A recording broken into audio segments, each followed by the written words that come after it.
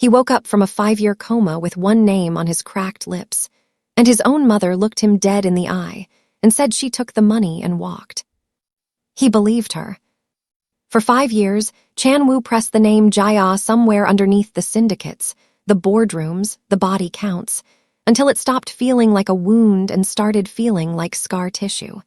He became the kind of man that people in Seoul's underworld described in tones reserved for infrastructure. Not a person, a system. He had no idea she was in London. He had no idea she had been raising his daughter in a quiet apartment with borrowed furniture, teaching a little girl to be brave in a world that had already tried to erase her. And he had absolutely no idea that the child in seat 4B, the one who had just knocked her crayons onto his $1,000 trousers and said, "Sorry, mister, you look sad," was wearing a silver locket that was about to dismantle every lie his mother had spent 5 years perfecting. Welcome to the channel. Drop your city and local time in the comments right now. If you believe a mother's love should never become a weapon, smash that like button, subscribe, and comment. I stand for the truth. The flight from London to Seoul was full. Chan Woo had boarded last, a habit, and settled into 4A with the unhurried precision of a man who treated every room as a territory already assessed and claimed. Ryu had prepared a briefing folder, acquisition timelines, a Rotterdam freight consortium creating complications, a list of London contacts to be quietly reminded of their obligations. Chan Woo read the first 2 pages, then stopped. He kept thinking about his mother's call that morning. "You cannot carry grief forever. It is unbecoming." She had not asked how he was sleeping. She never asked that anymore. He was somewhere over Central Asia when he became aware that seat 4B was no longer empty. A small person had installed herself beside him, dark curls in uneven pigtails, a yellow cardigan with one button missing, working on a very serious drawing of a horse. 2 minutes later, a crayon rolled off her tray and landed across his closed folder. "Sorry, mister," she said. Her Korean was fluent but carried a softness from being learned somewhere else. "You look sad. My mommy makes that face too, when she thinks I'm not watching." He returned the crayon. She accepted it with both hands, the formal 2-handed courtesy of a child taught to carry her culture across an ocean. Someone had made a point of teaching her that. Someone who had loved Korea enough to carry it with her, wherever she'd gone. He opened his briefing folder. He did not read a single word of it. He had almost convinced himself he could ignore her entirely. Then the locket fell. A small, bright sound against the armrest, and then it was on his thigh. Silver, oval, worn smooth along the edges the way jewelry gets when someone handles it every day, not to admire it, but because the weight of it is a comfort. He picked it up by the chain. The child turned immediately, her face shifting from easy calm into something tighter, almost frightened. "That's my mommy's. I'm not supposed to lose it." He should have simply handed it back. Instead, his thumb found the seam and the locket opened. Inside, a photograph. A woman's face, dark eyes, a careful, private smile, the kind that didn't perform for cameras, that arrived late and meant something. Chan Woo stopped breathing. He knew that face. He had buried that face. "That's my mommy," Chloe said. "Her name is Jia. Do you want to see my drawing of her?" She flipped to the page. Jaya's face in crayon, the dark hair, the careful smile, and around the border in the looping letters of a child who had just learned to write, one word repeated like a prayer. "Mommy, mommy, mommy." He looked at the drawing. Then he looked at Chloe, past the pigtails and the crayon-stained fingertips into the face itself, the particular shape of the eyes, the directness in them. They were his eyes. He had seen them every morning for 28 years in his own mirror.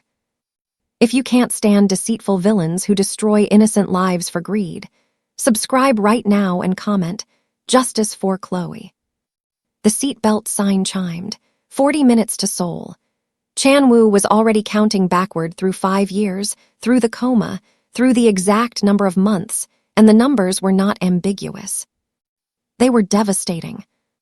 And somewhere in a glass penthouse above Seoul, Madame Min Seo was waiting for her son to land, completely unaware that the lie she had built 5 years ago had just sat down beside him at 37,000 feet. The wheels touched down at Incheon at 14:23 under a sky the color of old pewter. Chanwoo had not slept.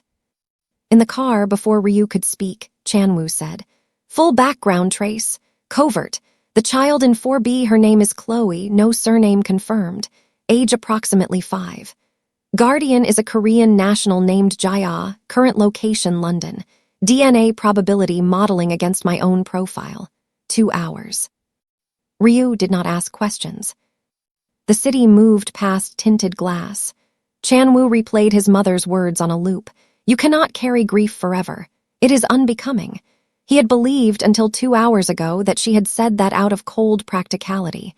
Ruthless, yes, but not malicious. The distinction, he now understood, had never been real. His phone vibrated. Jaya had not left Korea voluntarily. Her departure was logged as an emergency exit visa, reserved for individuals under documented threat.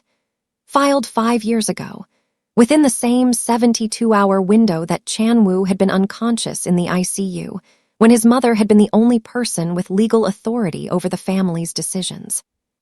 The phone vibrated again. "Sir, the birth record just came through. The father's name was left blank, but the filing date is 14 months after your surgery, and the attending physician who signed it, he's been on your mother's private medical retainer for 11 years. Chanwoo said nothing. "Then, get me into her building's server archive. Every communication she sent in the 72 hours after my surgery began." He already knew what he was going to find. What he didn't know yet were the letters, Jaya's letters, written from the ICU waiting room, then from London, then from silence. Every single one intercepted. Every one read, kept, and never answered. He did not call ahead. His mother was standing at the far window with a glass of red wine when the elevator opened, composed, expected. She read his face in under 2 seconds and made a recalibration. Not guilt, not fear, something smaller and more calculated than either. "You should sit," she said. "You look like you haven't eaten." Did you threaten her? Not a question. The pause that followed was not a woman deciding whether to lie. It was a woman deciding which version of the truth served her best. Jaya was not suitable. Madame Min Seo said, "She had no connections, no leverage. You were unconscious. Someone had to make clear decisions. She was carrying my child." I was aware of that. The room dropped several degrees. Chanwoo looked at his mother and found not cruelty, but something more frightening. Certainty. The absolute, untroubled certainty of a person who had made a decision and never once returned to examine whether it was wrong. "You told me she took money to leave me. You needed to move forward. You stole my daughter." Something crossed her face, not remorse, impatience. "The child can be addressed appropriately, a trust fund, schooling. This can be handled quietly if you will simply." "Get out of your chair," Chanwoo said. She stopped. "The executive chair. Your name on the parking space beneath it. Your signature on 40% of this syndicate's accounts. You will not be sitting in it again. Ryu filed the restructuring 40 minutes ago. Your access codes have been cycling since we passed Gangnam." For the first time in Chanwoo's memory, Madame Min Seo had nothing ready to say. Madame Min Seo thinks she can control everyone with money and silence. If you believe toxic parents like her deserve to lose everything, drop a like and comment, family over greed. He walked back to the elevator. He had won this room. But as the car descended, his phone showed a surveillance photograph time-stamped 40 minutes ago outside Jaya's London apartment. 2 men at the entrance, neither of them looking lost. His mother had made a call before he arrived. He went back up, not through the elevator, through the service stairwell, a route he knew because he had designed this building's security architecture himself. At the time he had considered it filial duty. Now he understood it had been his mother ensuring that the one person who knew every blind spot in her fortress was someone she believed she owned completely. She had miscalculated. The vault behind his grandfather's portrait opened on the second attempt. His mother's birth year, the year the syndicate was founded. Inside, documents, ledgers, a hard drive, and at the very back, a bundle of envelopes held together with a rubber band that had dried and cracked with age. The first envelope was in Jaya's handwriting. He knew it immediately, the way you know a voice before you can place a face. Chan Wuya, they told me today you're stable. I have been sitting in this waiting room for 6 days. Whatever they tell you, whatever anyone tells you, I stayed. As long as they let me. Dated 3 days before Jaya's emergency exit visa was filed. The second envelope was not a letter, but his own ICU chart. On the contact protocol, his mother had crossed out Jaya's name in a single clean line and written 2 words in the margin. Not applicable. He sat with that for a long moment. 2 words. And somewhere in London, a woman had sat in a waiting room for 6 days writing letters she believed would reach him, while the person responsible had been in this study, deciding she was not applicable. There were 11 letters. He read every one. Jaya had not stopped writing until Chloe was 8 months old. The last letter was 3 lines. No greeting. I named her Chloe. She has your eyes. I hope someday that means something to you because it means everything to me. He folded it along its original crease and held it. 6 minutes later, a notification moved through Ryu's monitoring system. The 2 men outside Jaya's building had not left. They had been joined by a third. The notification reached him at 3:17 a.m. 3 men outside Jaya's building. Coordinated spacing. That was not surveillance. That was a perimeter. Ryu had their identities within minutes. 2 from the Han Syndicate's secondary enforcement roster, operatives used for tasks that needed to remain unconnected to the organization's visible structure. The kind of men his mother deployed when something needed doing that could not be documented. The third was a lawyer, Baek Sung-jin, on Madame Min Seo's private legal retainer for 9 years. Specialty, family law and parental rights documentation. What are they carrying? Chan Woo said. A prepared legal waiver, voluntary termination of parental contact, permanent and binding. She won't sign it. Sir, they are not there to ask. He understood. Jaya was alone in a foreign city with a 5-year-old daughter asleep in the next room. She would open the door because she would not know not to. And the men on the other side would be very calm and entirely immovable until she signed a document that erased Chloe's legal connection to the Han family forever. His mother had not made her move before he arrived at the penthouse. She had made it after the moment she watched the elevator doors close and understood that her only remaining instrument was this: a document, a signature, an erasure. Book the first available flight to London. Wheels up before 5 a.m. Already pulling options. Sir, one more thing. The waiver was prepared 14 months ago. The most recent amendment was filed 3 weeks ago. Chan Woo stopped walking. 3 weeks ago, he had been in Rotterdam, focused on the shipping acquisition his mother had briefed him on, keeping his attention pointed at one horizon so he would not look at another. She had known where Jaya was for 3 weeks. She had been waiting for exactly the right moment. The syndicate is closing in on an innocent mother right now. Subscribe and keep watching, because Chan Woo cannot afford to be even 1 hour too late. What none of Ryu's cameras had captured was that Jaya had already opened her door. He had 4 hours before his flight. 4 hours was enough. He had dismantled faster. The first call was to H. Wang, the syndicate's chief legal counsel, 22 years of service, and crucially, a loyalty not to Madame Min Seo, but to the Han bloodline itself. Under the syndicate's foundational charter, executive authority could be suspended by the primary shareholder in the event of a documented conflict of interest. Chan Woo was the primary shareholder. His mother had transferred the title on his 25th birthday, believing she was handing him a crown while keeping the throne. She had assumed the distinction would never matter. It mattered now. The second series of calls went to the syndicate's 3 independent board members. He did not ask for their sympathy. He sent documents: the emergency exit visa, the amended abandonment waiver, the physician on his mother's retainer whose signature appeared on Chloe's birth record, and photographs of 11 intercepted letters. All three voted for immediate suspension within 20 minutes.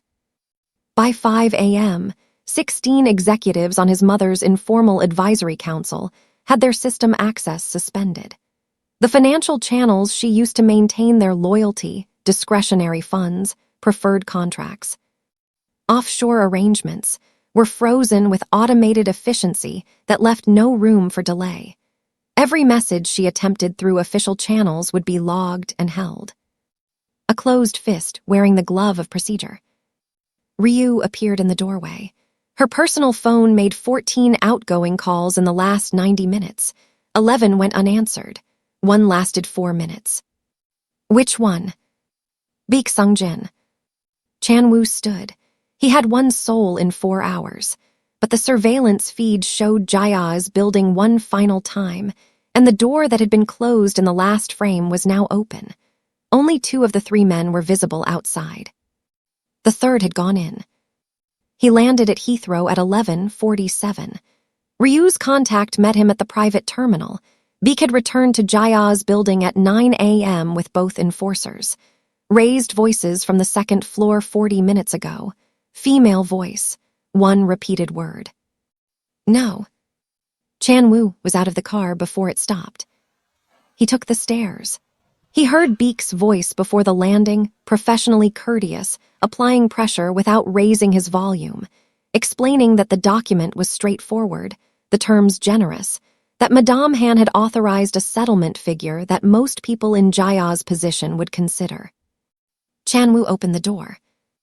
The apartment was small and specific in the way spaces become specific when someone has lived in them carefully.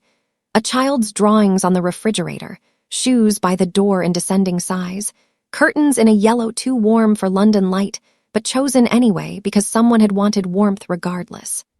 Chloe's yellow cardigan draped over a chair.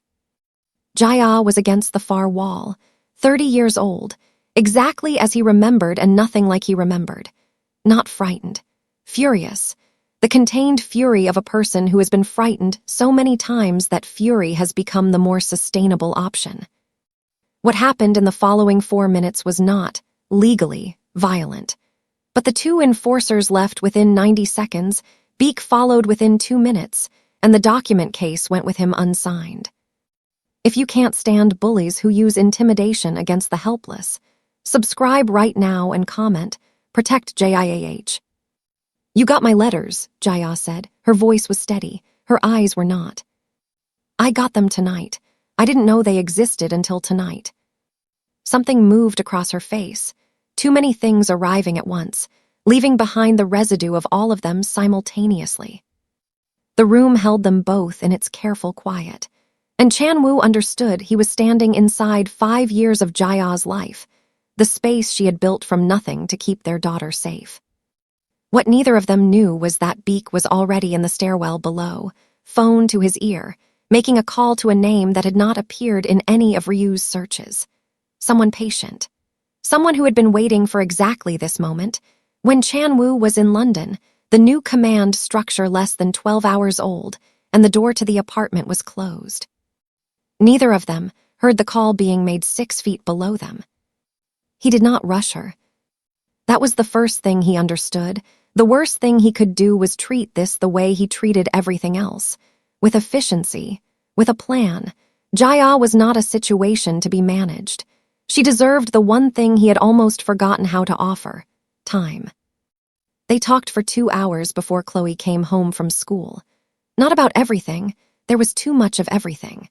But about the night 2 of his mother's men had told Jaya in precise and unhurried detail what would happen to her and the child she was carrying if she did not leave Korea before Chan-woo woke. About the 11 months she kept writing anyway, because writing was the only way to keep him real. He listened without interrupting. For the first time in 5 years, his silence was not tactical. It was the silence of a man who had no right to speak yet, whose only offering was the evidence that he was here, present, not going anywhere. Chloe arrived at 3:15, pulling her backpack off one shoulder, already narrating something about a disputed crayon. Then she saw Chan-woo. She stopped, looked at him, looked at her mother. Jaya crouched down and said the words she had clearly been preparing for some version of this moment for a very long time. Chloe listened with focused seriousness, then looked back at Chanwoo. "You're my Appa," she said, not a question, a calculation completed. He had survived 3 assassination attempts, a corporate war conducted in a single night, and 11 time zones in 11 hours. He was entirely unprepared for this. "Yes," he said. His voice came out quieter than he intended. She crossed the room, climbed onto the couch beside him, and leaned against his arm. She smelled like school and crayon wax and the warmth of a child who had been running outside. He put his arm around her, very carefully. They were at the estate outside Edinburgh within 48 hours. In Seoul, Madame Min Seo's statement went out through a PR architecture that no longer had access to distribute it. The 16 suspended executives declined to rally behind her once the financial channels stayed closed. H. Wang filed the final governance documents that morning. She was not in prison. Chanwoo had not sought that.